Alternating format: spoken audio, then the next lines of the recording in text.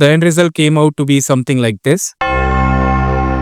Hello everyone, नमस्ते, सत श्री अकाल, सलाम, केम छो, कैसा है पब्लिक, जोहार और कैसन बाड़ा रहुआ लोग. Welcome everyone. I am a professional executive by day and a freelancer by night. So recently I've handled one of my Indian clients who runs an online business entity. Basically they run the business online. The product category which they cater is apparels and clothing brands, and they operate under various channels like Myntra, Flipkart, Amazon, Nykaa, etc. So recently they have contacted me and asked me to generate an annual report based upon their sales and profit, and also requested me to provide some insight for their future references which can turn out to be beneficial for their future perspective. So initially they have given me a raw data. The raw data looks like this. It has more than 8,000 rows and somewhere around 18 to 20 columns. While I was going through the data, I found a lot of errors, null values, duplicate values, and after data cleaning, data processing, data analyzing, using some Excel formulas, the end result came out to be something like this. As you can see here, I have mentioned all the important and essential